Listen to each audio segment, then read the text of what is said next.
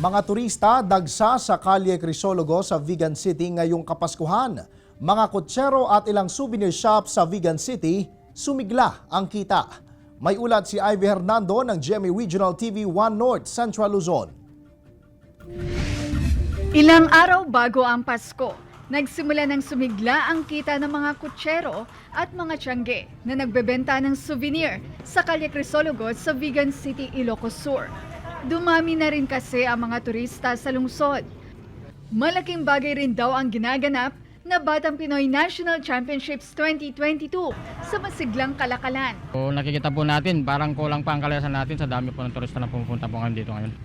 Sana po, dire-diretso na po to, itong Pasko na to sa bagong taon po natin na maraming turista na pumunta po dito.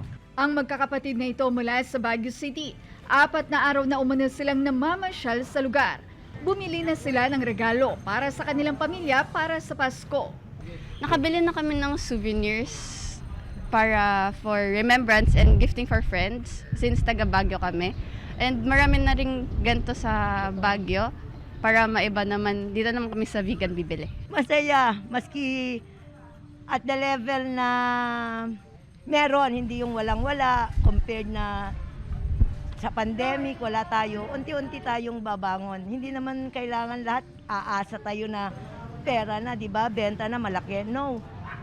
Tiyaga pa rin tayo at lumaban kung ano man nandyan. Umaasa mga kutsero at negosyante sa Kalye Crisologo na tuloy-tuloy na ang masiglang Kalakalan hanggang sa susunod na taon. Mula sa GMA Regional TV 1 North Central Luzon, Ivy Hernando, nagbabalita para sa GMA Integrated News.